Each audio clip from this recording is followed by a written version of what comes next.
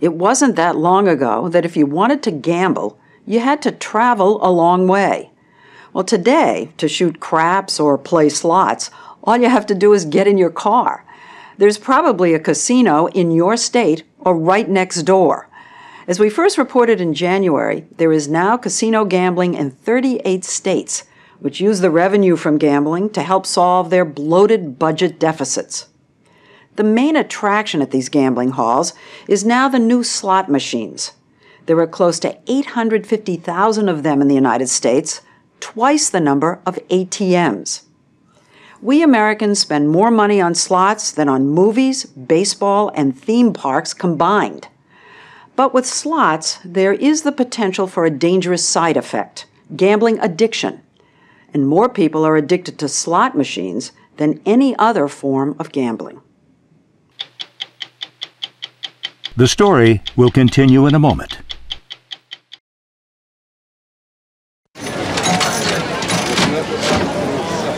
This is what slot machines used to look like, where you pull the handle and hope for three of a kind. This is what they look like today. The modern slots are like high-tech video games that play music and scenes from TV shows. You can play hundreds of lines at once, and instead of pulling a handle, you bet by pushing buttons, which means each bet can be completed in as little as 3.5 seconds. It looks like great fun, but it can be dangerously addictive. Whether or not it's their intention, the gambling industry is designing machines that can addict people. MIT anthropology professor Natasha Schull has studied gambling addiction for over 15 years. She's interviewed gamblers, casino owners, and slot machine designers. Do you think that most people would even think that a machine could addict you, that a machine can do the same thing that a drug could? What addiction really has to do is with the speed of rewards. And these machines, if they're packing 1,200 hands per hour into play, you're being exposed, you could see that as being exposed to a higher dose. A higher dose, says Schull, because all that speed means more bets, and that means more excitement. And no machine is better for that than the penny slot, the most popular game on the casino floor. Because the bets are small, you can place hundreds of them at a time. Another core aspect of their addictiveness is their continuous nature. You're not interrupted by anything. You're not waiting for the horses to run. You're not waiting for the guy next to you to choose his card to put down. There's no roulette wheel spinning. It's just you and the machine. It's a continuous flow without interruption. I found that the machines were wonderful. I loved the excitement. I loved the people. I loved the camaraderie, the high fives when you win. It was just very exciting. Sandy Hall lives only a short drive from thousands of slot machines in Rhode Island and Connecticut. Married with 2 daughters, she worked in a bookstore and used to look at the casinos as an entertaining break. But eventually, she was playing slots so much, she burned through her retirement funds. My every thought and every being, if I wasn't at the casino, I was figuring out how I was going to get there. Where was I going to get the money? You know, you sound like a heroin addict. It takes your soul, it takes your humanity. You drive home pounding the steering wheel, promising yourself you're never going to go again, you're never going to do it again.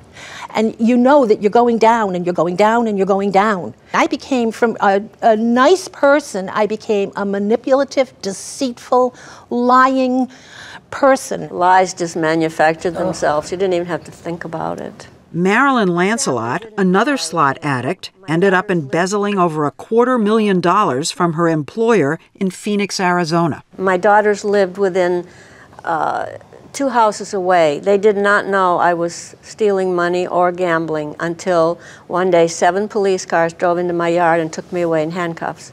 That's how they Handcuffs? found out. Yeah. This is gambling for gambling's sake, and the aim is not to win a jackpot. She's not talking about most people who go to casinos. She's only talking about addicted gamblers. Are you saying that they'd rather stay in the game than win the money?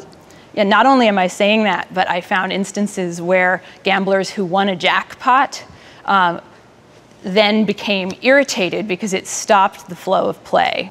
Researchers at the University of Waterloo in Canada measured how players respond physiologically while they gamble and showed that the new machines can make them think they're winning, even when they're not. The gambler almost always gets some money back. If he puts in $1, he might get back 50 cents. But the sounds and flickering lights trick his brain into thinking he came out ahead.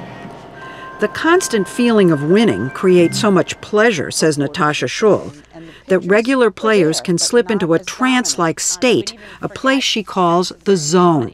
One gambler told me that when he's in the zone, he couldn't remember his children's name. You go into that trance, that zone, that box. Nobody can touch you. You have escaped from reality. No one can ask you for anything. When you sat in front of those machines, did you get in the zone? Did you have a buzz? I was having a love affair with that machine. That was my love. If anybody came near it or touched it, back off. Don't touch my machine. It was the same as a kiss from a lover. Really? It was sweet, sweet. And yet, not everyone is convinced the machines addict people.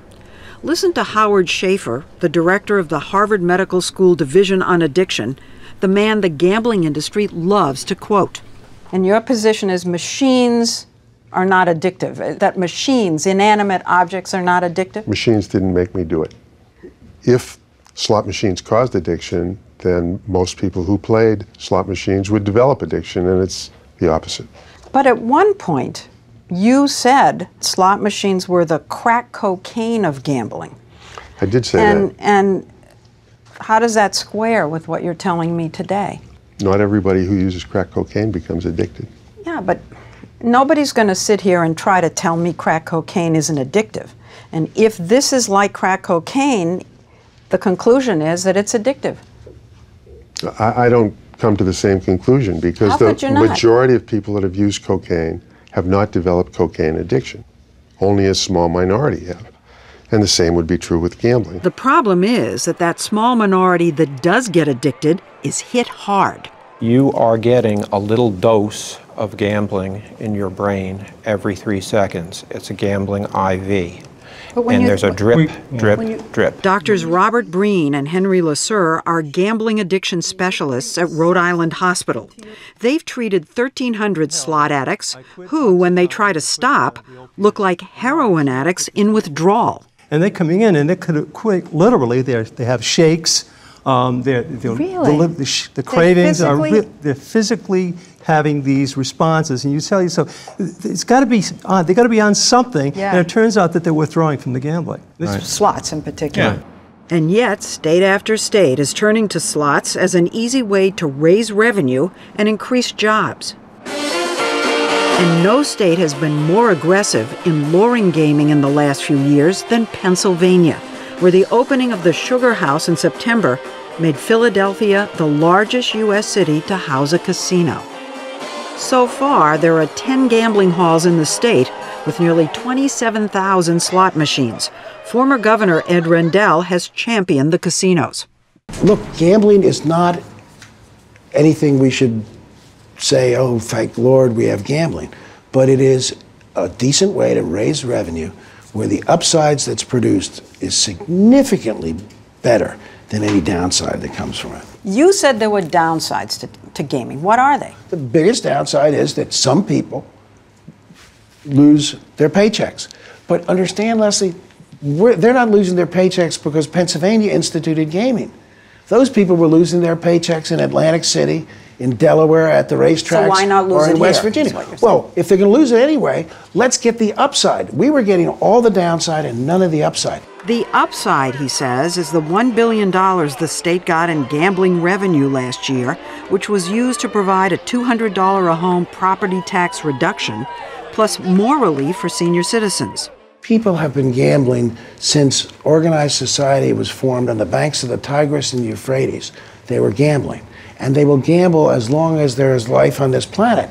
And that's a fact. No one's saying that people can't gamble. This is about government using gambling to prey on human weakness for profit. Les Bernal is head of the national organization Stop Predatory Gambling.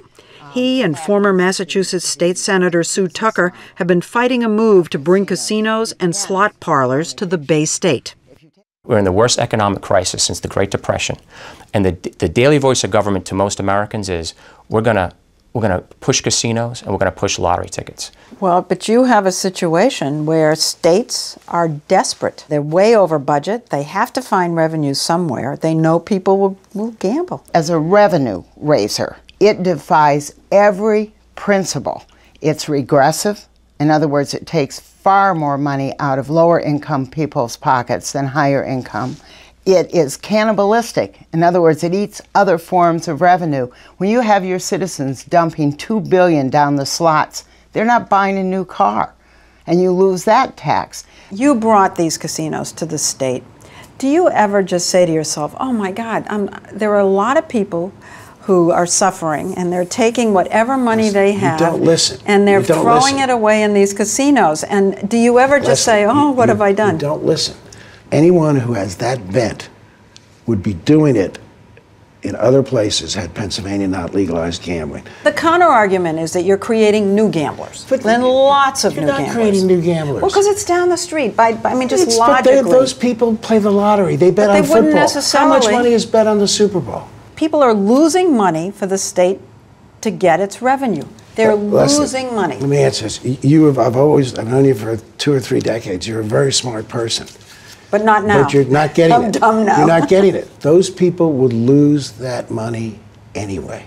Don't you understand? Our pressing him on this point led to this. You guys don't get that. I do get it. You're simpletons. You're idiots if you don't get that.